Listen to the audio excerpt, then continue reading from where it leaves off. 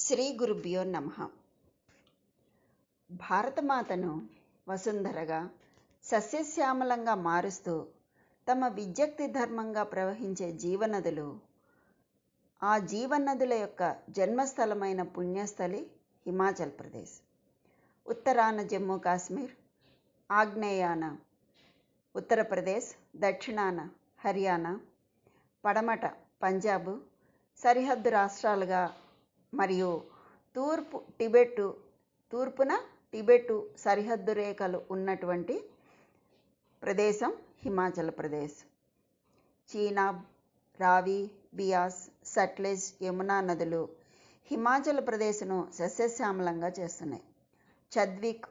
చద్విక్ జలపాతం, కుప్రి, డల్హౌసీ, కసౌలి, లహపూల్, స్పితి, సిమ్లా, కులు, మనాలి ఇవన్నీ కూడా పర్యాటక స్థలాలతో నిండి ఉంటుంది ఆ హిమాచల్ ప్రదేశ్. ఈ భారతదేశంలో వాయవ్య మూలంగా హిమవన్నగ పర్వత ప్రాంగణంలో ఒదిగి ఉన్నటువంటి ప్రదేశం ఈ హిమాచల్ ప్రదేశ్. పరమశివుని వెండికొండగా పేర్కొనబడినటువంటి దివ్యధామం ఈ హిమాలయం. హిమాచల స్వరూప స్వభావాన్ని బట్టి ఉత్తర దక్షిణ ప్రాంతాలుగా దీన్ని విభజించవచ్చు. దక్షిణ ప్రాంతం కొంత ఉష్ణంగాను, ఉత్తర ప్రాంతం శీతలంగాను ఉంటుంది. చలికాలంలో అతి శీతలమై హిమపాతం జోరుగా పడుతూ ఉంటుంది, మంచు బాగా పడుతూ ఉంటుంది. హిమాచల్ ప్రదేశం చాలా భాగం పర్వత ప్రాంతమే. ప్రపంచంలోని అత్యధిక గ్రామీణ ప్రాంతాలతో నిండినటువంటి రాష్ట్రం, ఎక్కువ గ్రామీణ ప్రాంతాలు ఉన్నటువంటి ప్రదేశం ఈ హిమాచల్ ప్రదేశం. జ్వాలాముఖి, తారాదేవి, ధర్మశాల, రేణుక, నైనాదేవి, బైద్యనాథ్, మహాదేవ్, పార్వతీలోయ, త్రిలోకనాథ మొదలైనటువంటి పుణ్యక్షేత్రాలు ఇక్కడ ఎన్నో దర్శనమిస్తాయి మనకి. గ్రామీణ ప్రాంత అందాలు, ప్రకృతి సౌందర్యాలు, పర్వత సోయగాలు పర్యాటకులకు స్వాగతం ఇస్తున్నాయి. ఈ హిమాచల్ ప్రదేశ్ ఉత్తర ప్రాంతాన్ని క్రీస్తు శకం 550వ సంవత్సరం పూర్వం నుంచి కూడా రాజపుత్రులు దీన్ని పరిపాలించారు. 2 నుంచి 5 శతాబ్దాల మధ్యలో గుప్తుల రాజ్యపాలన ఉండేది. హిందూ రాజుల అంతఃకలహాల మూలంగా ఒక్కొక్క మెట్టు పరాయి పాలకుల హస్తాల్లోకి జారిపోయింది. మహమ్మద్ గజని దండయాత్ర చేసి దోచుకోగలిగినంత దోచుకున్నారు. ఈ టర్కీ సుల్తాన్లు తురుష్కుల దండయాత్రలు చేసి సిరులన్నీ కూడా తరలించారు. ముస్లిం వంశీయులు వారి కోటలను నిర్మించి తమ కోశాధికారులను అక్కడ నియమించారు. 16వ శతాబ్దంలో మొఘల్ వంశపు చక్రవర్తులు దండయాత్రలు చేసి తమ సామ్రాజ్యంలోకి తెచ్చారు. ఈ మొఘలుల పతనానంతరం దీన్ని సిక్కులు పరిపాలించారు. 18వ శతాబ్దంలో సిక్కు రాజు అయినటువంటి రాణా రంజిత్ సింగ్ మరణం తర్వాత, అంటే 19వ శతాబ్దంలో ఇది బ్రిటిష్ వారి పాలనలోకి వచ్చింది. 1947వ సంవత్సరంలో భారత స్వతంత్ర దేశం అయిన తర్వాత 32 సంస్థానాలు రాచరికపు రాజులను విలీనం చేసి కేంద్రపాలిత రాష్ట్రంగా కూడా దీన్ని తర్వాత ఏర్పాటు చేశారు. 1960వ సంవత్సరంలో పంజాబ్లోని కొన్ని ప్రాంతాలు అంతకు ముందున్న ప్రాంతాలతో కలిసి హిమాచల్ ప్రదేశ్గా ఏర్పాటు చేయడం జరిగింది. ఉత్తర పశ్చిమాన ఉన్నటువంటి ఈ కాంగ్రా ప్రాంతము మొదటి నుంచి కూడా దృఢమైన రాజ్యంగా, తన బలమైన రాజ్యంగా ఉండేది. రాజపుత్రులు, మొఘల్ వంశీయులు సిక్కుల పాలనలో మహావైభవపేతంగా సిరులకు నిలయంగా తొలుతూగుతూ ఉండేది. కాంగ్రా పట్టణంలో ఉన్నటువంటి తల్లి ఆ జగన్మాత వజ్రేశ్వరి. ఆ వజ్రేశ్వరి ఆలయ సంపదను మహమ్మద్ గజనీ తుగ్లకులు కొల్లగొట్టుకుపోయినట్లుగా మనకి చరిత్ర చెప్తోంది. ఈ కాంగ్రా చుట్టుపక్కల ప్రాంతాల్లో అనేక హిందూ దేవాలయాలు ఉండేవి. వాటిలో అతి ముఖ్యమైనది ఇప్పుడు మనం చెప్పుకోబోయేటటువంటి జ్వాలాయాం వైష్ణవీదేవి. వాటిలో ముఖ్యమైనది జ్వాలాముఖి. ఈ హిమాచల్ ప్రదేశ్ ఉత్తర ప్రాంతంలో ఈ కాంగ్రా జిల్లా ఉంది. ఇది ఈ హిమాచల్ ప్రదేశ్కి ముఖ్య కేంద్రంగా ఉందన్నమాట. దీనికి సుమారు 35 కిలోమీటర్ల దూరంలో ఈ జ్వాలాముఖి క్షేత్రం ఉంది. ఇక్కడ సతీదేవి పిరుదులు పడిన ప్రదేశంగా ప్రఖ్యాతి పొందింది. ఇంకొంతమంది సతీదేవి శరీర శకలాల్లోని నాలుక తెగిపడిన ప్రదేశంగా కూడా భావిస్తారు. ఈ క్షేత్రం అష్టాదశ శక్తిపీఠాల్లో 15వది. శివాలికి పర్వత శ్రేణిలో కళిందర్ పర్వతం దగ్గర ఈ జ్వాలాముఖి ఆలయం ఉంది. కొండ మీదకు మెట్ల మార్గం ఉంది. ఆలయంలో వేంచేసినటువంటి దేవిని విద్యేశ్వరి దేవిగా కొలుస్తారు. భక్తులు మాతను వైష్ణవీ దేవిగా కూడా పిలుస్తారు. ఈ ఆలయం రాతి దర్వాజా గుండా చూస్తే వెలుగుతున్నటువంటి మహాజ్వాలను చూడగలంటాం. అంటే వెళ్ళిన వాళ్ళకి ఇది తెలుస్తుంది బాగాను. ఈ మహాజ్వాలను పాలు నెయ్యితో తయారు చేసినటువంటి పదార్థాలను నివేదనగా సమర్పించుకుంటూ ఉంటారు. ఆలయ ప్రాంగణంలో ఉన్నటువంటి హోమగుండం నిరంతరం అగ్నితో ప్రజ్వరిల్లుతూ ఉంటుంది. ఈ కాంగ్రా లోయలో ఉన్నటువంటి ప్రముఖ పుణ్యక్షేత్రం జ్వాలాముఖి. ఉత్తర భారతీయులు ఈ తల్లిని జ్వాలాజీగా కూడా పిలుస్తారు. సముద్ర మట్టానికి సుమారు 610 మీటర్ల ఎత్తులో ఉన్నటువంటి సిమ్లా ధర్మశాల హైవేపై ఈ కాంగ్రా పట్టణానికి సుమారు 30 కిలోమీటర్ల దూరంలో ఉన్న గ్రామం ఇది. ఇది 51 శక్తి పీఠాల్లో ఒకటి. ఈ ఆలయంలో ఒక రాగి గొట్టం నుండి ఎప్పుడు నిరంతరం సహజవాయువు వెలువడుతూ ఉంటుంది. దీన్ని ఆలయ పురోహితుడు వెలిగిస్తాడు. ఈ జ్వాలే జ్వాలాముఖి అమ్మవారిగా పూజలు అందుకుంటూ ఉంటుంది. ఇక్కడ ఈ జ్వాలే కాకుండా మహాకాళి, అన్నపూర్ణ, చండి, హింగుళ, వింధ్యావాసిని, మహాలక్ష్మి, సరస్వతి, అంబిక, అంజిదేవి అనేటటువంటి ఈ 9 జ్వాలా దేవతల పేర్లు అన్నమాట. ఇవన్నీ కూడా అమ్మవారిని మనం కోరుకున్న రూపంలో, మనసుకి భావంతో కోరుకున్న రూపంలో పూజించుకుంటూ ఉంటాం. కానీ ఆదిశక్తికి ఒక స్థిరమైన రూపం అంటూ ఏముంటుంది? ప్రపంచంలో ప్రతి రూపం ఆ తల్లిదే కదా. భావాతీతం, గుణాతీతం అయినటువంటి అమ్మవారి అగ్ని రూపంలో కొలుచుకునే ప్రదేశం ఒకటి ఉంది. అదే హిమాచల్ ప్రదేశ్లోని కాంగ్రా జిల్లాలో ఉన్నటువంటి జ్వాలాముఖి ఆలయం. అయితే దక్షయజ్ఞం తర్వాత సతీదేవి తనను తాను దహించి వేసుకుందని, అలా దహించుకుపోయిన శరీరం 18 ఖండాలుగా భూమి మీద పడ్డాయని చెప్తారు. వాటినే మనం అష్టాదశ శక్తి పీఠాలుగా మనం చెప్పుకుంటున్నాం. మరికొందరేమో 51 ప్రదేశాల్లో అమ్మవారి ఖండిత భాగాలు పడ్డాయని నమ్ముతారు. వాటిల్లో ఒకటి ఈ హిమాచల్ ప్రదేశ్ కాంగ్రా జిల్లాలో ఉన్నటువంటి జ్వాలాముఖి క్షేత్రం అని చెప్తారు. ఈ జ్వాలాముఖి క్షేత్రంలో అమ్మవారి నాలుక పడిందట. అందుకనే అక్కడ అమ్మవారు నాలుక చాస్తున్నట్లుగా నిరంతరం ఒక జ్వాల వెలువడుతూ ఉంటుంది. అనాదిగా విడవకుండా వెలుగుతూ ఉన్నటువంటి ఈ మంట వెనుక కారణం ఏమిటో ఎవరికి ఇప్పటికీ అంతుపట్టలేదు. దీని వెనుక ఏదో కుట్ర దాగుందని అనుమానించిన వాళ్ళు కూడా భంగపాటుకు గురవ్వక తప్పలేదన్నమాట. అయితే ఈ తల్లి జ్వాలాముఖి అంటే అర్థం ఏంటి? నోట్లోంచి మంటలు వస్తున్న అమ్మవారు అని అర్థం అన్నమాట. జ్వాలాముఖి నోట్లోంచి మంటలు వస్తున్నటువంటి అమ్మవారు అని అర్థం. అందుకు ప్రతీకగా ఇక్కడ మందిరంలో అమ్మవారి విగ్రహానికి బదులు కొండ గోడలలో నుంచి చిన్న నీటి కుండం ఉన్న గోడల్లోంచి వస్తున్నటువంటి మంటలను అమ్మవారిగా భావించి పూజిస్తూ ఉంటారు. శ్రీయంత్రం ఉన్న ప్రదేశంలో ఎర్రని శాలువాతో బంగారు ఆభరణాలతోనూ కప్పి ఉంచుతారు. ఈ యంత్రానికి ఎర్ర వస్త్రం, పసుపు, కుంకాలతో పూజలు చేస్తూ ఉంటారు. ఈ అమ్మవారి మందిరంలో సిక్కు మతస్థులు వివాహాలు నిర్వహించడం అధిక సంఖ్యలో మనకి ఇక్కడ కనిపిస్తూ ఉంటుంది. అలాగే నూతన వధూవరులు కూడా అమ్మవారి దర్శనార్థం కూడా రావటం జరుగుతూ ఉంటుంది. ఈ జ్వాలాజీ ఆలయం స్వర్గపు ప్రదేశంట. ప్రపంచవ్యాప్తంగా వ్యక్తులు ఖగోళ హిందూ దేవత జ్వాలాజీని చూడటానికి ఎక్కువ ఉత్సాహంతో వచ్చి సందర్శిస్తూ ఉంటారు. ఈ అభయారణ్యం జ్వాలాముఖి మాత లేదా సతీదేవికి జ్వాల యొక్క భౌతిక చిహ్నానికి కట్టుబడి ఉంటుందట. జ్వాల ఎడతెగని బ్లేజులను సూచిస్తూ ఉంటుందన్నమాట. అంటే ఇలా ఎగసి పడుతూ ఉంటాయి కదా మంటలు, అలాగా.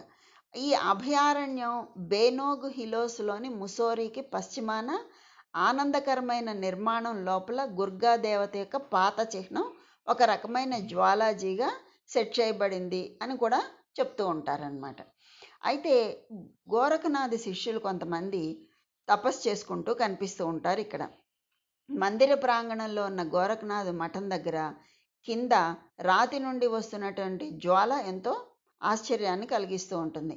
ఇనుప గేట్లు కట్టిన నీటి కుండల్లో నీళ్ళల్లో నుంచి వస్తున్న జ్వాలలు కూడా పర్యాటకులను ఎంతో ఆశ్చర్యపరుస్తాయి.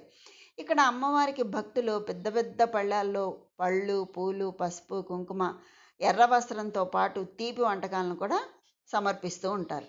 అమ్మవారి భక్తుల్లో అధిక సంఖ్యలో ఇక్కడ మనకి సిక్కులు కనిపించడం విశేషం. దీనికి సంబంధించినటువంటి కథ కూడా ఒకటి ఉంది. అదేంటంటే పూర్వం కటోచ్ వంశానికి చెందినటువంటి మహారాజా భూమాచంద్ దుర్గాదేవికి పరమభక్తుడు. ఒకరోజు భూమాచంద్కు స్వప్నంలో అమ్మవారు కనిపించి తాను జ్వాలగా ఆ అడవుల్లో పూజా నైవేద్యాలు లేక పడి ఉన్నట్లు తనని బయటికి తీసుకొచ్చి నిత్య పూజలు చేయవలసిందని ఆ తల్లి సెలవివ్వగా మహారాజు ఆ అడవుల్లో వెతికి ఆ అమ్మవారిని కనుక్కున్నాడు. ఆమెకు దేవాలయం కట్టించి నిత్య పూజలు చేస్తూ ఉన్నాడు. ఇప్పటికీ అక్కడ జ్వాల తప్ప మరే విగ్రహం కనిపించకపోవడం విశేషం అన్నమాట.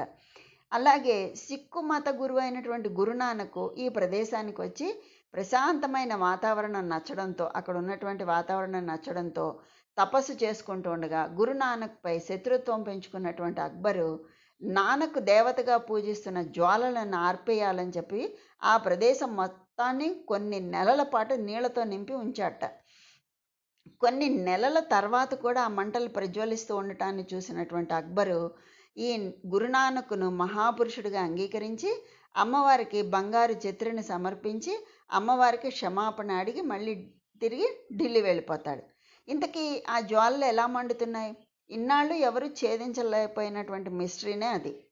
ఆ ప్రాంతంలో ఉండే సహజ వాయువు వల్ల వెలుగుతూ ఉన్నాయని కొందరు వాదన. మన జవహర్లాల్ నెహ్రూ ప్రధానిగా ఉన్నప్పుడు ఓ జియాలజిస్ట్ బృందం ఈ మిస్టరీని ఛేదించే ప్రయత్నం చేసిందట. కానీ సహజ వాయువు ఉన్న ఆధారాలు ఏవి దొరక్క ఒట్టి చేతులతో వెనక్కి వెళ్ళిపోయారు.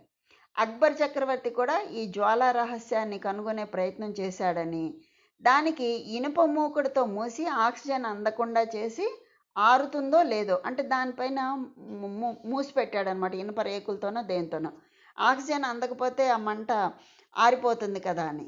అలాగా ఆరుతుందో లేదా చూద్దామని చెప్పి పరిశీలించాడు. ఆ జ్వాల పైకి నీళ్లు పోశాడు. అయినా కూడా ఎన్ని ప్రయత్నాలు చేసినా విఫలం అయిపోవడంతో అమ్మవారికి ఇంకా శరణు వేడుకుంటూ బంగారు గొడుగు సమర్పించి ఛత్రి అన్నమాట వెళ్ళిపోయాడని చెప్పి మనకి స్థల పురాణం ద్వారా మనకి తెలుస్తుంది. స్థానికులు కూడా ఇదే చెప్తూ ఉంటారు.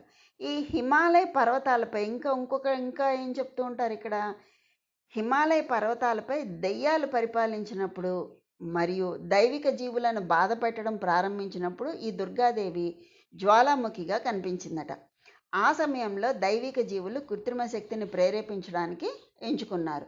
వారు వారి నాణ్యతపై దృష్టి పెట్టారు. ఆ నాణ్యత నుండి అపారమైన బ్లేజెస్ పెరిగిందనమాట. అంటే నిప్పు మంటలు అలా ఎగుస్తాయి కదా, అలాగ వచ్చింది. ఆ మంటలు ఒక యువతిగా రూపాంతరం చెందాయి, మరియు అదే ఆదిశక్తిగా కనబడింది అని చెప్పి కొందరు చెప్తారనమాట.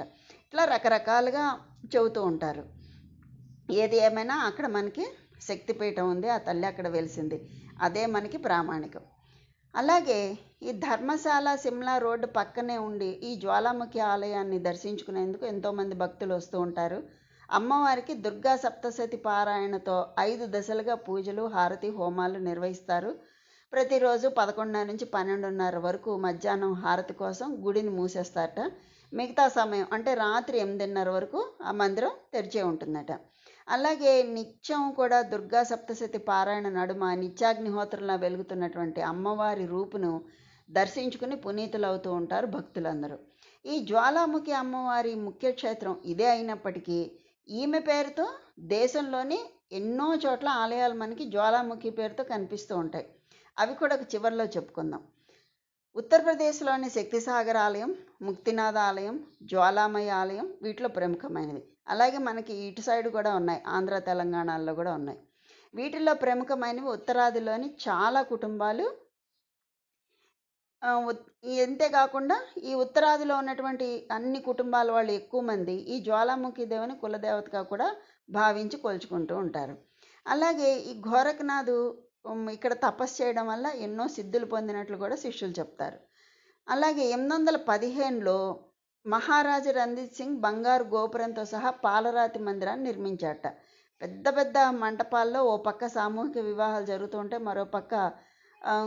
మరో పక్క ఉన్నటువంటి మండపంలో నేపాలీ రాజు బహుకరించినటువంటి పెద్ద ఇత్తడి గంట కూడా పెట్టారట అక్కడ. ఈ మందిరంలో ముఖ్యంగా 7 జ్వాలను దర్శించుకోవాలట, అదే అమ్మవారి రూపం. అయితే మనకి దేవి భాగవత ప్రకారం సతీదేవి దక్షవాటికలో ఆత్మత్యాగం చేసుకున్న తర్వాత సతీదేవి వియోగం భరించలేక రుద్రతాండవం చేస్తున్న శివుణ్ణి కార్యోన్ముఖుణ్ణి చేసేందుకు విష్ణుమూర్తి తన చక్రంతో సతీదేవి శరీరాన్ని ఖండించగా అవి అష్టాదశ పీఠాలుగాను 51 పీఠాలుగాను 108 పీఠాలుగాను ఉద్భవించాయని చెప్తారు. ఆ 51 పీఠాల్లో సతీదేవి యొక్క నాలుక పడ్డ ప్రదేశం ఈ జ్వాలాముఖి క్షేత్రం అని చెప్తారు. ఇది మనకి హిమాచల్ ప్రదేశ్లో ఉంది. అయితే ఇక్కడ అమ్మవారు జ్వాల రూపంలో దర్శనమిస్తుంది. ఈ గుహలో ఈ సహజ సిద్ధమైనటువంటి కొండ గుహలో వెలిసిన ఈ ఆలయంలో 9 జ్వాలలు నిరంతరం వెలుగుతూనే ఉంటాయట. వీటిని నవదుర్గలుగా భావించి పూజిస్తారట. ఈ జ్వాలలను సతీదేవి జిహ్వకు ప్రతీకగా, జిహ్వ అంటే నాలుకకు ప్రతీకగా భావిస్తారు.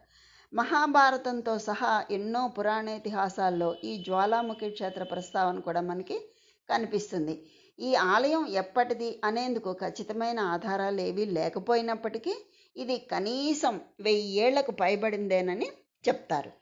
అయితే ఆఫ్ఘన్ యుద్ధంలో గెలుపొందినటువంటి పంజాబ్ పాలకుడు ఒక ఆయన 1809లో ఈ ఆలయాన్ని దర్శించుకున్న రాజా రంజిత్ సింగ్.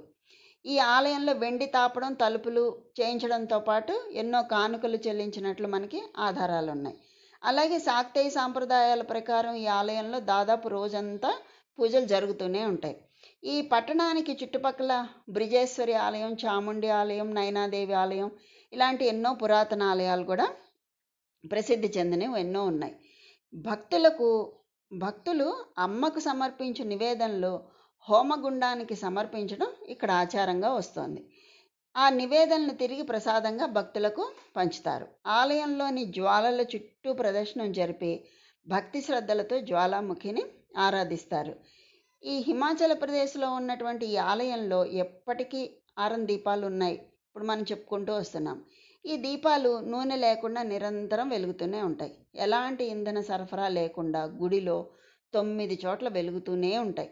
ప్రపంచ దేశ విదేశాల నుంచి ఎంతోమంది శాస్త్రవేత్తలు ఈ ఆలయాన్ని సందర్శించి ఈ మిస్టరీని ఛేదించడానికి ఎన్నో ప్రయత్నాలు చేశారు. కానీ అన్ని ప్రయత్నాలు విఫలమయ్యాయి. చివరికి దీన్ని తెలుసుకోవడం మన వల్ల కాదు అని వెనుదిరిగి వెళ్ళిపోయారు. అంతటి గొప్ప మహిమగల దేవాలయం ఈ జ్వాలాముఖి ఆలయం అన్నమాట. అయితే ప్రపంచ దేశాల నుంచి వచ్చిన శాస్త్రవేత్తలే కాకుండా మన దేశంలో ఉన్న శాస్త్రవేత్తలు కూడా ఈ దేవాలయం మిస్టరీని ఛేదించడానికి ఎన్నో ప్రయత్నాలు చేశారు. మన దేశ కేంద్ర ప్రభుత్వ సంస్థ అయినటువంటి ONGC కూడా కొన్ని వందల మీటర్ల లోతుల్లో తవ్వకాలు కూడా జరిపిందట. గుడి చుట్టుపక్కల ఎన్ని తవ్వకాలు చేపట్టినా ఎలాంటి ఇంధనం ఉన్నట్టు ఆనవాళ్ళు వాళ్ళకి కనిపించలేదు. ఎన్ని ప్రయత్నాలు చేసినా కూడా అదేంటనేది ఆ మిస్టరీని వాళ్ళు ఎవరు ఛేదించలేకపోయారు. మన కేంద్ర ప్రభుత్వ అధికారులు కూడా దాన్ని ఛేదించలేకపోయారు. ఆ గుడి రహస్యం ఇప్పటికీ అలా మిస్టరీగానే మిగిలిపోయింది. ఈ జ్వాలాముఖి ఆలయంలో ఎలాంటి ఆయిలు, ఇంధన సరఫరా లేకుండా నిరంతరాయంగా ఎలా వెలుగుతున్నాయో ఇంతవరకు ఎవ్వరికీ అంతు చిక్కని రహస్యంగానే ఉండిపోయింది. అలాగా ఈ విధంగా ఆ తల్లి ఇక్కడ సహజ సిద్ధంగా అలా జ్వాల రూపంలో వెలుగుతూ ఉంది. అయితే ఇక్కడ ఆ తల్లి గురించి, ఆ ఆలయం గురించి ఒక కథ కూడా ఉందిట. అదేంటంటే, ఒక ప్రాంతంలో ఒక పశువుల కాపరి ఉండేవాడు. ఆ ఆలయం దగ్గరే ఓ ప్రాంతంలో. తన ఆలమందలో ఒక పశువు ఒడ్డిపోయిన గొడ్డులా చుక్క కూడా పాలిచ్చేది కాదట. అంతకు ముందు వరకు కూడా సమృద్ధిగా పాలిచ్చినటువంటి ఆ ఆవు అకస్మాత్తుగా అలా ఎందుకైందో తెలియదుట. అలా తెలియక ఒకసారి ఆ ఆవు వెనకాలే అడవుల్లోకి వెళ్ళాట. ఈ ప్రాంతానికి ఆవు రాగానే ఒక బాలిక దట్టమైన అడవుల్లోంచి వచ్చి ఆవు పాలన్నీ తాగేసి జ్వాల రూపంలో కొండ గుహలోకి వెళ్ళిపోవడం చూశాడనమాట. అది గమనించినటువంటి ఆ పశువుల కాపరి అప్పుడు ఆ దేశాన్ని ఏలేటటువంటి రాజు దగ్గరకు వెళ్ళి తాను చూసిన విషయాన్నంతా చెప్తాడు. ఆ రాజుగారు కూడా ఆ పశువుల కాపరి చెప్పిన ప్రాంతానికి వెళ్ళి ఆ పవిత్ర జ్వాలను దర్శించుకుంటాడు. అదే చోట ఆలయం కట్టి అర్చకులను నియమించి పూజలు చేయడం మొదలుపెట్టాడు. ఆ తర్వాత కాలంలో పాండవులు కూడా అమ్మవారి ఆలయాన్ని పునర్నిర్మించారని చెప్తారు. అలాగే మొఘరు సామ్రాట్ అక్బర్ కాలంలో జీవించినటువంటి ఝాను భగత్ రాజాహ్వానంపై అంతఃపురానికి వెళ్ళి జ్వాలాజీ యొక్క గొప్పతనాన్ని వివరిస్తూ అమ్మ తలుచుకుంటే ఏదైనా చేస్తుంది అని చెప్తాడనమాట. అందుకు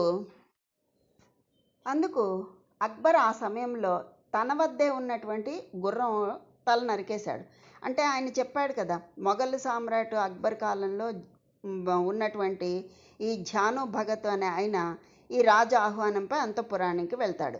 ఆ వెళ్ళి అక్కడ జ్వాలాజీ అంటే ఆ తల్లి యొక్క జ్వాలాముఖి యొక్క గొప్పతనాన్ని వివరిస్తూ అమ్మ తలుచుకుంటే ఏదైనా చేస్తుంది అని చెప్తాడు. అది అలా అయితే చేద్దాం చూద్దామని చెప్పి అక్బర్ ఏం చేస్తాడు, ఆ సమయంలో తన దగ్గర ఉన్నటువంటి గుర్రం తలను నరికేస్తాడు. అమ్మ సాయంతో దాన్ని తిరిగి అతికించి బతికించమని చెప్తాడు. భగత్ అమ్మను ప్రార్థిస్తాడు, కానీ అమ్మ పలకలేదు. దాంతో భగత్ తన తలను కోసి అమ్మకు నివేదించాడు. దాంతో అమ్మ సింహవాగినిగా దర్శనమిచ్చి భగత్ను బతికించడమే కాకుండా గుర్రం తలను అతికించి బతికించింది. ఇక్కడికి వచ్చే భక్తులకు అమ్మ అనుగ్రహం కావాలంటే ఇన్ని కష్టాలు లేకుండా చూడాలి అని చెప్పి ఆ భగత్ ఆ తల్లిని కోరుకుంటాడనమాట.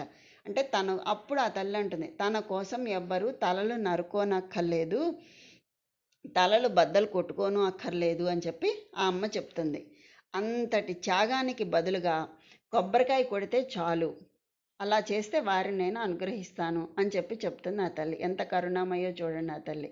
ఇక్కడ అమ్మవారు మహాకాళి జ్వాల, అన్నపూర్ణ జ్వాల, చండీమాత జ్వాల, హింగుళా భవానీ జ్వాల, వింధ్యావాసిని జ్వాల, మహాలక్ష్మి జ్వాల, మహాసరస్వతి జ్వాల, మా జ్వాలాజీ, మా జ్వాలీజీ, మా జ్వాలాజీ అని 9 రకాలుగా దర్శనమిస్తారు. ఈ 9 రకాల ఆకారాలతో 9 రకాల రూపాలతో ఈ అమ్మ ఒక్కొక్క రూపానికి ఒక్కొక్క రంగు ఉంటుంది. అమ్మవారి రంగు శక్తికి తగ్గట్టే ఆమె ముందు మండేటటువంటి జ్వాల రంగులు మార్చుకుని శక్తిని మార్చుకుని మండుతూ ఉంటాయట. ఇక్కడికి వచ్చినటువంటి భక్తులు జై జ్వాలామా అంటూ నినాదాలు చేస్తూ అమ్మవారిని కీర్తిస్తూ ఉంటారు. అయితే ఆలయంలో దీపం ఎలా వెలుగుతోందనేది మాత్రం మిస్టరీనే. అమ్మవారి నాలుక హిమాచల్ ప్రదేశ్లోని కాంగ్రా ప్రాంతంలో పడిందని చెప్తారు. ఇక్కడ అమ్మవారు జ్వాలాముఖి, విగ్రహం ఉండదు. భూమిలో వచ్చే సహజ వాయువుల జ్వాలనే అమ్మవారి శక్తిగా భావిస్తారు భక్తులు. ఈ జ్వాలలు అవమాన భారానికి గురైనటువంటి సతీదేవి ఆగ్రహానికి శక్తికి సంకేతమని విశ్వసిస్తారు భక్తులు. మరికొందరు జ్వాలాయాం వైష్ణవీదేవి అంటే అది ఈ గుడి కాదని జమ్మూలో ఉన్నటువంటి వైష్ణవీదేవి ఆలయం అని చెప్పి మరికొంతమంది చెప్తారనమాట. ఈ విధంగా ఆ తల్లి అమ్మల కన్నయమ్మ, ముగురమ్మల మూలపుటమ్మ, జగన్నాయకి కొలువైనటువంటి క్షేత్రాలు దేశవ్యాప్తంగా ఎన్నో ఉన్నాయి. వివిధ రూపాల్లో అమ్మవారు త్రిలోకపావని తన నెలవులలో వెలసి భక్తులను కాపాడుతూ ఉంది. విశేష చరిత్ర కలిగి ఉండి కూడా స్థానికంగానే పరిమిత ప్రాచుర్యం పొందిన ఒక శక్తి ఆలయం నెల్లూరు పట్టణ శివారులో ఉందిటండి. ఈ నెల్లూరు నగరం నుండి మన ఆంధ్రప్రదేశ్లో అన్నమాట కృష్ణపట్నం వెళ్ళే దారిలో కాకుపల్లికి 2 కిలోమీటర్ల దూరంలో ఉన్నటువంటి వరిగొండ గ్రామంలో ఉంది. ఆ తల్లి ఎవరో కాదు, ఈ జ్వాలాముఖి అమ్మవారి ఆలయమే అన్నమాట.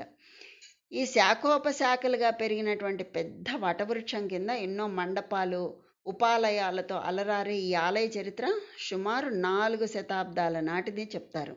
నెల్లూరులో ఉన్నటువంటి ఆలయం ఇది. అసలు ఈ జ్వాలాముఖి అమ్మవారి ఆలయం హిమాచల్ ప్రదేశ్ రాష్ట్రంలోని కాంగ్రాకి సమీపంలో ఉంటుంది కదా. 51 శక్తి పీఠాల్లో ఒకటిగా ప్రసిద్ధి చెందింది.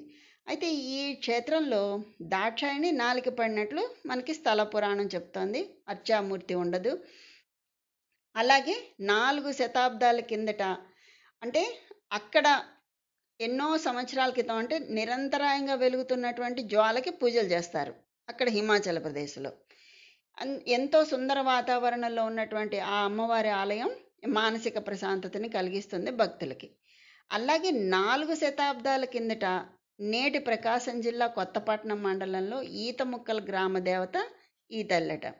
గ్రామస్తులు వారి రక్షకురాలైన తనని నిర్లక్ష్యం చేస్తున్నారని అలిగిందట. ఒకనాటి రాత్రి గ్రామ పెద్ద కల్లో కనబడి తన నిర్ణయాన్ని తెలిపిందట. ఏమని? నిద్ర నుండి లేచి అమ్మవారి నిర్ణయాన్ని అర్థం చేసుకుని కంగారుగా ఆ ఆలయానికి చేరుకున్నటువంటి ఆ పెద్దకు అక్కడ అమ్మవారి రూపేం కనిపించలేదట. అప్పట్లో వస్తు మార్పిడి ఎక్కువగా అమల్లో ఉండేది కదా. ఇప్పుడు మనకు కూడా పూర్వం ఏం ఇచ్చేవాళ్ళు చూడండి, ఒక బియ్యం ఇస్తే కరివేపాకు ఇచ్చేవాళ్ళు, అలాగా వస్తు మార్పిడి ఉండేది కానీ మనకి తోటకూర బచ్చల కూర ఏమైనా కావాలి అంటే బియ్యం కందిపప్పు ఇచ్చి తీసుకునేవాళ్ళు పూర్వం. అంటే మా చిన్నప్పుడు మా అమ్మమ్మ నాయనమ్మలు అలాగే చేసేవాళ్ళు. చాలామందికి ఈ విషయం కూడా తెలుసు. అలాగే వస్తు మార్పిడి ఎక్కువగా అమల్లో ఉండేది. అలాగే ఒంగోలు ప్రాంతం నుండి ఆ సమయంలో ఒంగోలు నుంచి ఇది ప్రకాశం జిల్లాలో కదా, కొత్త మండలం ఈతముక్కల గ్రామంలో జరుగుతోంది ఇది. అయితే అక్కడ ఒంగోలు నుంచి ఆ ప్రాంతం నుండి ధనియాలు తీసుకుని ఓ వ్యాపారి నెల్లూరులో ధాన్యంతో మార్పిడి చేసుకునేవాట. అంటే ఒంగోలులో నుంచి ధనియాలు తీసుకెళ్ళి నెల్లూరులో ఇచ్చి మార్పిడి చేసుకుంటూ ఉండేవాడు. ఒకనాటి రాత్రి కొందరు రైతులు ఎప్పట్లాగానే ధనియాల బస్తాలు తీసుకుని ఈ ఈత ముక్కల నుండి బయలుదేరి ఇక్కడికి చేరుకున్నారు. అప్పటికి రాత్రి అయిపోవడంతో సరుకును ఆ బళ్ళల్లోనే ఉంచో చెట్టు కింద పడుకున్నారు. అయితే తెల్లవారిన తర్వాత ఆ బస్తాలు దించుతుంటే అందులో ఒకటి విపరీతమైన బరువు ఉండడంతో భయపడిపోయి వాళ్ళు అందరూ కూడా కలిసి ఎంతో కష్టం మీద దాన్ని దూరంగా విసిరేశారట. అలా ఆ బస్తా వచ్చి ఈ వటవృక్షం కింద పడిందట. ఇక్కడి గ్రామ పెద్దకు అమ్మవారు తరలి వచ్చిన విషయం స్వప్న సందేశం ద్వారా తెలిసి వచ్చి రూపం లేకుండా ఒక బింబం మాదిరిగా దర్శనమిచ్చిన నలుచత్రపు పలకను అమ్మవారి రూపంగా ప్రతిరూపంగా గుర్తించి ప్రతిష్ఠించారట. అంటే రూపం లేకుండా అక్కడ జ్వాల రూపంలో, ఇక్కడ పలక రూపంలో ప్రతిష్ఠించారట. ఆనాటి నుండి ఆ పల్లె ప్రజలు ఆ భక్తి శ్రద్ధలతో ఆ తల్లిని సేవించుకుంటూ ఉంటారు. అయితే మనకి నడిచే దైవంగా పేరుగాంచినటువంటి కంచి కామకోటి పీఠాధిపతి శ్రీ శ్రీ శ్రీ చంద్రశేఖర సరస్వతి స్వామి తమ యాత్రలో ఈ క్షేత్రానికి వచ్చారట. అమ్మవారి రూపాన్ని వివరించి విగ్రహ ప్రతిష్టాపనకు ముహూర్తం కూడా నిర్ణయించారట. అలా వివరించిన ఆ స్వామివారు వివరించినటువంటి రూపురేఖలతో విగ్రహాన్ని చెక్కించి శ్రీ శ్రీ శ్రీ జయేంద్ర సరస్వతి స్వామివారి చేతుల మీదుగా ప్రతిష్ట పెద్ద స్వామి నిర్ణయించిన ముహూర్తానికే చేశారట. ఆనాటి నుంచి ఈ జ్వాలాముఖి అమ్మవారి అక్షరూపాన్ని సేవించుకుంటూ ఉన్నారు. అంతకుముందు ఆ పలక రూపంలో ఉండేది. ఆ తర్వాత ఈ స్వామివారు ఆ అమ్మవారి ఆ జ్వాలాముఖి అమ్మవారిని అలాగ ప్రతిష్ఠించారనమాట. గర్భాలయంలో చతుర్భుజాలతో ఉపస్థిత భంగిమలో కొలువై త్రిశూలం, ఢమరుకం, ఖడ్గం ధరించి వరద అభయ ముద్రలో రమణీయ పుష్పాలంకరణలో దర్శనమిచ్చే మూల విరాటు భక్తుల హృదయాల్లో కోరుకునే అభయాన్ని కలిగిస్తుంది. ఎటువంటి కోరికలున్నా కూడా తల్లి తీరుస్తుంది. అమ్మవారు తమ భక్తులను కాపాడిన విశేషాల గురించి ఎన్నో గాథలు స్థానికంగా చెప్పుకుంటూ ఉంటారు. ఎన్నో ప్రచారంలో ఉన్నాయి. గత 2 దశాబ్దాల్లో ఆలయ అభివృద్ధి, నిర్మాణాలు ఎన్నో చోటు చేసుకునే ఎంతో అభివృద్ధి చెందింది. ఇక్కడ ఈ సువిశాల ప్రాంతంలో గణేష్, నాగప్రతిష్టలు, ఆంజనేయ ఉపాలయాలు కూడా ఉన్నాయి. అలాగే జ్వాలాముఖి ఆలయానికి పక్కనే ఉన్నటువంటి చదువుల తల్లి సరస్వతీదేవి ఆలయాన్ని నిర్మించారు. మూలా నక్షత్రం రోజున వాళ్ళ పిల్లలకి అక్షరాభ్యాసం చేయించుకోవడానికి భక్తులు తరలి వస్తూ ఉంటారు. అదే ప్రాంగణంలో రుక్మిణి సత్యభామ సమేత మురళీకృష్ణ స్వామి ఆలయం కూడా ఉంది. అలాగే జ్వాలాముఖి అమ్మవారు ఇదంతా ఎక్కడ నెల్లూరులో అన్నమాట. ఆ ఈతముక్కల గ్రామంలో, ప్రకాశం జిల్లా ఈతముక్కల గ్రామంలో ఈ జ్వాలాముఖి అమ్మవారి ఆలయం మండప స్తంభాల మీద చెక్కినటువంటి ఎలి నోట్లో తిరిగే రాతి బంతి ఒక అద్భుతమైనటువంటి శిల్ప నిర్మాణం అన్నమాట. ఎలి అంటే ఒక సింహంలాగా ఉంటుంది కదండి, అటు ఇటు ద్వారానికి స్తంభాల మీద చెక్కి ఉంటారు. ఆ సింహం ముఖంలో ఆ పళ్ళ మధ్యలో బంతి, ఆ బంతి మనం తిప్పితే తిరుగుతూ ఉంటుందట. అంత గొప్పగా చెక్కారు. అది చాలా అరుదుగా కనిపించే శిల్పకళా విన్యాసం అన్నమాట. అతి కొద్ది ఆలయాల్లో కనిపిస్తుంది ఇలాంటివన్నీ. అమ్మవారిని అర్చించిన కుంకుమ ఇక్కడ వచ్చే భక్తులకు చిటికెడు నోట్లో వేసుకుంటే, అంటే అమ్మవారిని అర్చించిన కుంకుమ ఇక్కడికి వచ్చే భక్తులు చిటికెడు నోట్లో వేసుకుంటే నాలుకకు తెలిసే రుచి మన మన మనస్సు, దేహం, గ్రహ, ఆర్థిక పరిస్థితులను తెలుపుతుందట. ఇది చాలామందికి స్వానుభవం అంట ఇది. అలాగా అక్కడ నోట్లో వేసుకుంటారట. అది విశేషం. ఈ నవరాత్రి ఉత్సవాలు ఘనంగా జరిపిస్తారు. వినాయక చవితి, శ్రీరామనవమి, శివరాత్రి, ఉగాది, కృష్ణాష్టమి, సుబ్రహ్మణ్య షష్ఠి ఇలాంటివన్నీ కూడా ఎన్నో అక్కడ విశేషంగా చేస్తూ ఉంటారు. అలాగే ఇంకా ఇక్కడ ఏంటి మనకి ఇంకా ఏం చెప్తున్నారు అంటే మనకి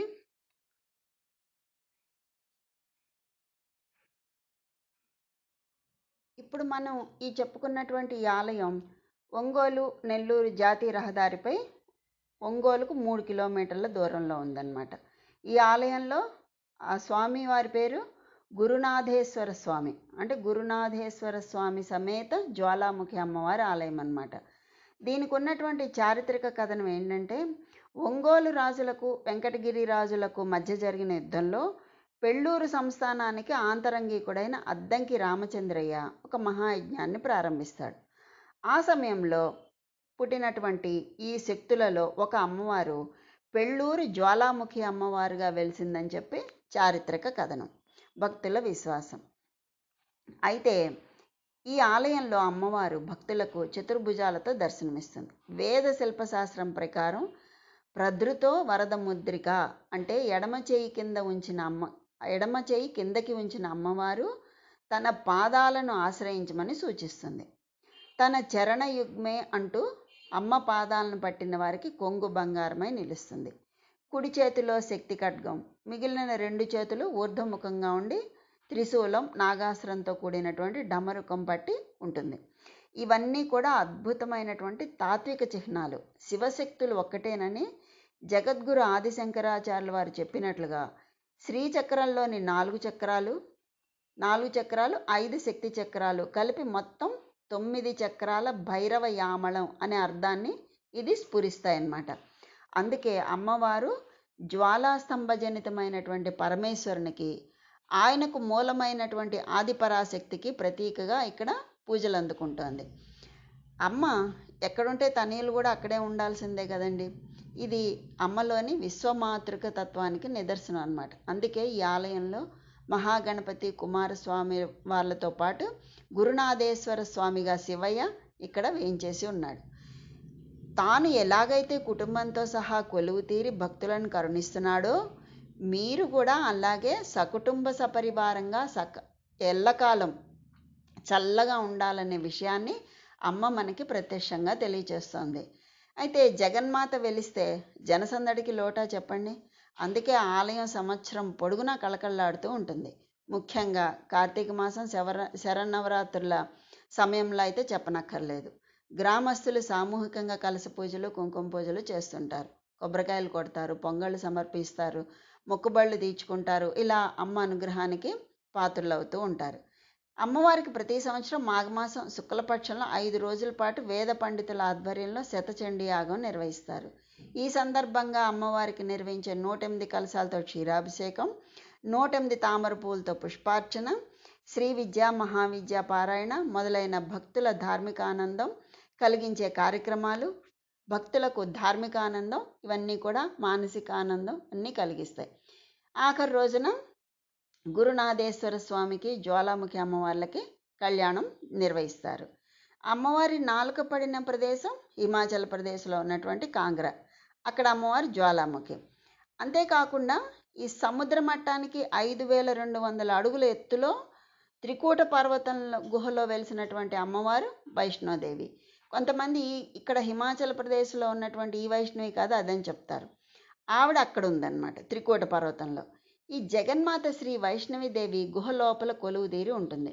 సుమారు 98 అడుగుల గుహ గోడపై శ్రీ వైష్ణవిదేవి దర్శనమిస్తుందట. గుహలో కొలువు తీరినటువంటి జగన్మాత రాయి రూపంలో దర్శనమిస్తుంది. ఈ మూర్తి క్రింది భాగం ఒకటిగానే ఉండి శిఖర స్థానం దగ్గరికి వచ్చేటప్పటికి 3గా విభజించి ఉంటుందట. ఎడమవైపు తెల్లని భాగం సరస్వతీదేవి, మధ్యలో పచ్చని భాగం లక్ష్మి, కుడివైపున నల్లని భాగం మహాకాళిగా చెప్పబడుతూ ఉంటుంది. అంటే ఈ ముగ్గురు శక్తుల సమ్మేళనంతో ఏర్పడిన ఏకరూపం ఈ వైష్ణవిదేవి. అంటే జమ్ములో ఉన్నటువంటి తల్లి. అమ్మవారి కొలువు తీరి ఉన్న గుహలో అమ్మవారి కంటే ముందే చరణగంగా ఉంది. ప్రవహిస్తూ ఉన్న ఈ నీటిలో భక్తులు కాలు కడుక్కొని ఆ తర్వాత అమ్మవారి దర్శనం చేసుకుంటారు. అష్టాదశ శక్తి పీఠాల్లో చివరిది ఈ వైష్ణవిదేవి క్షేత్రం అని చెప్తారు. ఇది హిమాచల్లో ఉంది. హిమాచల్ ప్రదేశ్లో హిమవత్ పర్వతం నడుమ పఠాన్కోటలో జ్వాలాముఖి రైల్వే స్టేషన్కు 20 కిలోమీటర్ల దూరంలో ఈ శక్తిపీఠం ఉంది, ఈ జమ్ముది. అమ్మవారి శిరస్సు పడిన చోటుగా కూడా విరాజిల్లుతూ ఉంటుంది ఈ వైష్ణవిదేవి శక్తిపీఠం. ఇది జమ్మూలో కాట్రాకు దగ్గరలో ఉందన్నమాట. అయితే మనకి జ్వాలాయం వైష్ణవిదేవి కదా, ఈ క్షేత్రం హిమాచల్ ప్రదేశ్లో ఉంది. ఈ పఠాన్కోట నుండి 76 కిలోమీటర్ల దూరంలో జ్వాలాముఖి క్షేత్రం ఉంది. ఇక్కడ సతీదేవి నోరు పడిందని చెప్తారు కదా, అప్పటి నుండి అగ్ని జ్వాలలు బయటకు వస్తూ ఉన్నాయి. ఈ జ్వాలని జ్వాలాముఖీశ్వరి అని, స్థానికులు జ్వాలాజీ అని పిలుస్తూ ఉంటారు. ప్రత్యక్షంగా జ్యోతి స్వరూపంగా వెలిసినటువంటి క్షేత్రం ఇది. ఈ విధంగా ఆ తల్లి అన్ని చోట్ల కూడా వెలిసిందనమాట. అయితే ఇక్కడ ఈ విధంగా అక్కడ అమ్మవారి జ్వాలా రూపంలో వెలిసింది. నిరంతరం వెలుగుతూ ఉంటుంది. ఎటువంటి నూనె పదార్థం లేకుండా ఉడుకుతున్నట్టుగా ఉంటుందట. కానీ తాకితే చల్లగా ఉంటుందట అక్కడ. ఇక్కడ అమ్మవారి జ్వాలా రూపంలో ఉండటం ప్రత్యేకత. అంతేకాకుండా 9 అవతారాల్లో కూడా 9 జ్వాలలుగా ఎప్పుడూ వెలుగుతూ ఉంటాయి. అయితే గర్భగుడిలోకి ప్రవేశించగానే అయ్యవార్లు ఏం చేస్తారు, వెలుతురు కనబడకుండా అన్ని తలుపులను మూసేసి అమ్మవారి జ్వాలారూప దర్శన భాగ్యాన్ని మనకు కల్పిస్తారట అక్కడ. అంటే అమ్మవారు నిరంతరం వెలుగుతూ ఉండటం, మరియు ఇలాంటి సమయంలో ప్రపంచంలో మరి ఏ ఇతర ప్రదేశంలోనూ కూడా ఇలాంటి ఆలయం మనకి ఎక్కడా కనిపించదు. అలాగే కురుక్షేత్ర యుద్ధానంతరం ఈ ఆలయాన్ని పాండవులు కూడా దర్శించుకున్నారని మనకి మహాభారతంలో ఉంది. కాలాధర సర్వతాగ్రే జ్వాలారూపానుభాససే జ్వాలాముఖీత విఖ్యాత జ్యోతిర్మూర్తి నిదర్శన రాధేశ్యామేతి నాదేన వర్ధమాన త్విషాం తతి జ్వాలాయాం వైష్ణవీదేవి సదా రక్షతు శాంకరి. అక్కడ ఒక జ్వాల మాత్రం ఏ శబ్దానికి స్పందించదట. తల లోపలికి పెట్టి చూడాలట. చూసినప్పుడు రాధేశ్యాం అన్న పదానికి ఆ జ్వాల ఎగిసి పడుతుందట. అంటే దానికి సమాధానం చెప్తున్నట్టుగా ఉంటుందన్నమాట, స్పందిస్తుందట. ఇంకా ఏ శబ్దానికి ఆ జ్వాల అటు ఇటు కదలదట, అలాగా నిశ్చలంగా వెలుగుతూ ఉంటుంది. ఒక్క రాధేశ్యాం అన్న పదం చెప్పేటప్పటికీ ఆ జ్వాల వెలుగుతుందన్నమాట, ఇంకొంచెం స్పందించినట్టుగా చెప్తుందట. ఆ విధంగా ఆ తల్లిని నమ్ముకుని కొలుచుకునే వాళ్ళందరికీ కూడా ఆ తల్లి ఎల్లవేళలా కాపాడుతూ ఉంటుంది అందరినీ కూడాను. అయితే ఇక్కడ మనం ఒక విచిత్రమైన విషయం ఉందండి. అదేంటంటే మనం నమ్మకంగా ఆ తల్లిని కొలుచుకుంటే ఆ తల్లి మనని కాపాడుతూ ఉంటుంది. అందరికీ తెలుసున్నదే. ఎవరి స్థాయిని బట్టి, ఎవరి పూజను బట్టి ఆ తల్లి వాళ్ళకి ఆ అనుగ్రహాన్ని కటాక్షిస్తూ ఉంటుంది. అయితే దేవుడి మీద నమ్మకం ఉన్న వాళ్ళంతా వీలున్నప్పుడల్లా దేవాలయానికి వెళ్ళడం, వారి వారి శ్రద్ధాభక్తులను బట్టి పూజలు చేయడం అందరికీ తెలిసిందే. అయితే భక్తులు వెళ్ళినా వెళ్ళకపోయినా, వారి గోత్రనామాలు చెప్పినా చెప్పకపోయినా, ప్రపంచంలో ప్రతి వాళ్ళకి చెందేటట్టు రోజు కూడా పూజలు చేసేటటువంటి ఒక ఆలయం ఉందిటండి. తెలుసా మీకు? మరి ఇదేదో విడ్డూరం అనుకుంటున్నారా? కాదు, అది నిజమే. ఎందుకంటే జ్యోతిష్ శాస్త్ర ప్రకారం మనుషులంతా కూడా 27 నక్షత్రాల్లో 12 రాసుల్లో 12 లగ్నాల్లో జన్మించిన వాళ్లే కదండి. మరి వీళ్ళందరికీ ఒకేసారి సంకల్పం చేసి అందరి మంచి కోసం, లోకక్షేమం కోసం రోజు ఉదయం శ్రీ లలితా సహస్రనామార్చన చేస్తే అది అందరి కోసం చేసిన పూజే కదా. సాయంత్రం మళ్ళీ శ్రీ దక్షిణ కాశీ సహస్రనామ పూజ చేసి ఆ కుంకుమని అందరికీ ప్రసాదంగా ఇస్తారు. ఎక్కడ ఇదంతా జరుగుతుంది అని అంటేట శ్రీ చక్రకాళి అమ్మవారి ఆలయంలో జరుగుతుందట. ఈ ఆలయం ఎక్కడుందండి? వందలూరు, తమిళనాడులో ఉన్నటువంటి వందలూరు అనే ప్రదేశంలో. ఇంతకుముందు మనం వక్రకాళి చెప్పుకున్నాం, ఇది చక్రకాళి అన్నమాట. ఈ చక్రకాళి అమ్మవారి గుళ్ళో ఈ విధంగా చేస్తారట. సాయంత్రం మళ్ళీ దక్షిణ కాశీ సహస్రనామ పూజ చేసి ఆ కుంకుమ అందరికీ ప్రసాదంగా ఇస్తారు. వచ్చిన అందరికీ ఇవ్వాలనే ఉద్దేశంతో కుంకాన్ని కొంచెం కొంచెం ఇస్తారట. ఆ కుంకుమ ధరించడంతో అర్చన చేసిన శక్తి మనకి వస్తుంది అని చెప్తారనమాట అక్కడ పూజారులు. చూడండి, భక్తులు ఎక్కువగా ఉండి కుంకుమ నిండుకుంటే మాత్రం తిరిగి అర్చన చేసిన తర్వాతే ఇస్తారు, కానీ మధ్యలో ఏదో కుంకుమ తీసి ప్రసాదంగా ఇవ్వరటండి. అక్కడ నియమంగా అక్కడ సహస్రనామ పూజ, లలితా సహస్రనామ పూజ కుంకుమతో చేసి అక్కడ వచ్చిన వాళ్ళందరికీ ఇస్తారు ఆ కుంకుమ. ఇంకా భక్తులు ఎక్కువగా అయిపోతే అది నిండుకుంటుంది కదా, అలా మళ్ళీ పూజ చేసిన తర్వాత ఇస్తారట, కానీ ఏదో కుంకుమ తీసి ఇవ్వరటండి. ఎంత విశేషమైనటువంటి ఆలయమో చూడండి ఇక్కడ. అలాగే హారతి కూడా మామూలుగా మనకి ఆలయాల్లో భక్తులు వెళ్ళినప్పుడల్లా హారతి ఇవ్వడం అలవాటు. అలాగే కొందరికి వెళ్ళగానే హారతి ఇవ్వండి అని అడగడం కూడా అలవాటు. ఎంతో కొంత మనం డబ్బులు కట్టి హారతి కూడా ఇచ్చుకుంటూ ఉంటాం. అయితే అక్కడ అవేం కుదరదట. భక్తులు ఉన్నా లేకపోయినా గంటకోసారి అమ్మవారికి హారతి ఇస్తారట. రోజు పొద్దున్నే అలంకారం చేసి 8 గంటలకి మహాదీపారాధన, తిరిగి సాయంత్రం 6 గంటలకు ఒకసారి. ఇవన్నీ వినటానికి ఇలా హారతిస్తారు. ఇవన్నీ వినటానికి చాలా బాగుంది కదండి. అలాంటి ఆలయాన్ని దర్శించాలని కూడా మనకు అనిపిస్తుంది. అయితే ఇది ఎక్కడుందంటే తమిళనాడులో రత్నమంగళంలో శ్రీ లక్ష్మీ కుబేరుల ఆలయం పక్క సందులోనే ఉందిట ఈ చక్రకాళి ఆలయం. ఆలయాలన్నీ దాదాపు ఒకే రకంగా ఉంటాయి. పెద్దవి కావు, చిన్నవి కావు, కానీ ప్రత్యేకమైనటువంటి శక్తి కలిగినవి. అన్నీ నూతన ఆలయాలే. చక్రకాళి ఆలయంలో ఈ ఆలయం తమిళనాడులో రత్నమంగళంలో శ్రీ లక్ష్మీ కుబేర్ల ఆలయం పక్కన ఉన్న సందులో ఉంది ఈ ఈ ఆలయం. ఈ ఆలయాలన్నీ ఒకేలాగా ఉంటాయి. పెద్దవి కావు, చిన్నవి కావు, కానీ ప్రత్యేకమైనటువంటి శక్తి కలిగినవిగా ఉంటాయి. అన్నీ కూడా నూతన ఆలయాలే. ఈ చక్రకాళి ఆలయంలో అమ్మవారి విగ్రహాలు 2 ఉంటాయటండి. వెనక ఉన్న పెద్ద విగ్రహం శ్రీ భవతారిణిది. ఈ విగ్రహం ఒకే రాతిలో మంచబడ్డ 12 అడుగుల అద్భుతమైన విగ్రహంట. భవతారిణి అంటే భవబంధాల నుంచి తరింపచేసేది, అంటే ప్రపంచాన్ని రక్షించేది అని అర్థం. ఆ విగ్రహానికి ముందు ఉన్న చిన్న విగ్రహమే శ్రీ చక్రకాళి అమ్మవారు.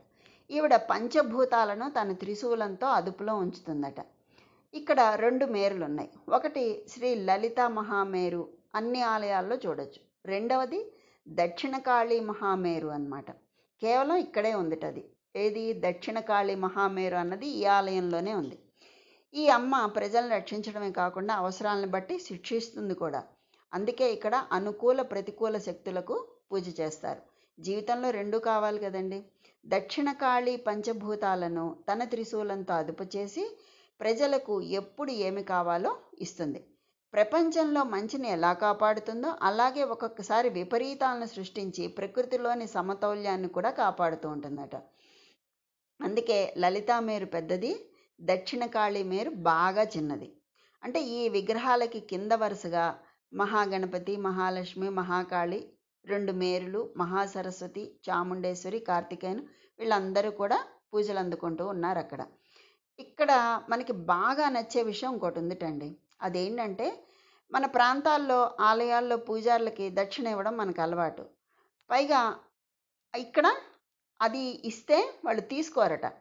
ఎందుకంటే భాషా అసౌకర్యం ఉన్నా కూడా మనకి ఆ తమిళ్ తెలియదు కదా, అయినప్పటికీ కూడా ఓపిగ్గా విషయాలన్నీ వివరించి చెప్తారట. ఆ చెప్పేవాళ్ళు కూడా చిన్నవాళ్ళ యువకులే చెప్తారట. ఏదైనా దక్షిణ ఇస్తే తీసుకోరట, ఎవ్వరి దగ్గర తీసుకోరట. ఆలయానికి ఉపయోగపడుతుంది కదా అని చెప్పి ఒకవేళ ఏదైనా మనం డబ్బు ఇస్తే ఉపయోగపడుతుంది కదా అని రసీదు ఇచ్చేస్తారట వెంటనే. అది విశేషం. యుగాంతంలో ప్రళయం అంటూ ఎప్పుడో వచ్చే ప్రళయం గురించి ఇప్పటి నుండి దిగులు పడి రోజు చస్తూ బతికే మనలాంటి వాళ్ళకి ప్రపంచంలో మనం తరచూ చూసే చిన్న చిన్న ప్రళయాలు ఎన్నో ఉన్నాయి. వీటికి కూడా కారణం ఆ దైవమేనని తెలుసుకుని భారమంతా దైవం మీద వేసి మన కర్తవ్యాన్ని మనం త్రికరణ శుద్ధిగా పాటిస్తే ఆ భవతారిని మన భవాలని సుఖంగా తరింపచేస్తుంది. ఇది ఆ చక్రకాళి అమ్మవారి యొక్క విశేషం. మామూలుగా ఈ ఆలయం ఉదయం 6 నుంచి 12 దాకా ఉంటుంది. తిరిగి సాయంత్రం 4:30 నుంచి 8 దాకా ఉంటుంది. అటుపక్క ఆలయాలన్నీ టైమింగ్స్ అలాగే ఉంటాయి. ఈ ఆలయం మరి ఫేస్బుక్లో మీరు ఫేస్బుక్లో చూడొచ్చు. అమ్మవారు చక్రకాళి అమ్మవారు అని కొడితే ఫోటోలు వస్తాయన్నమాట. అక్కడ చక్కెర పొంగల్ నైవేద్యంగా పెడతారట. ఇంకో విశేషం ఏంటి అంటే అమ్మవారికి ఇక్కడ చక్కెర పొంగల్ నైవేద్యం పెడతారు. అయితే అమ్మవారి ముందు పెద్ద పళ్ళెంలో ఆ చక్కెర పొంగల్ తీసుకొచ్చి పెడితేట అందులో అమ్మవారి ఆకారం ప్రతిబింబిస్తుందట. భక్తులు దాన్ని చూడడానికి విరివిగా వస్తారట. ఆ తర్వాత ఆ పొంగల్ని అందరికీ ప్రసాదంగా పంచిపెడతారు. అన్ని విశేషాలు ఉన్నాయి ఈ తల్లి యొక్క ఆలయంలో. దీనికి దగ్గరగా సాయిబాబా ఆలయం ఉంది. తర్వాత అరైకాసు అమ్మ శ్రీ లక్ష్మీ కుబేర్ల ఆలయం ఉంది. అలాగే ఈ అరైకాసు ఆలయానికి వెళ్ళాలి అంటే ఈ ఆలయానికి చక్రకాళి వెళ్ళాలి అంటే కనుక చెన్నై నుంచి చెంగల్పట్టు వెళ్ళే రైల్లో వందలూరు చేరుకోవాలట. అక్కడికి వెళ్ళొచ్చు అని చెప్పి ఆటోలు అవన్నీ రవాణా సౌకర్యం బాగానే ఉంది, వెళ్ళొచ్చు అనమాట. అయితే ఇక్కడికి దగ్గరలో అరైకాసు అమ్మ ఆలయం ఉందని చెప్పుకున్నాం కదండి. ఆ అరైకాసు అంటే ఏంటో తెలుసా అండి?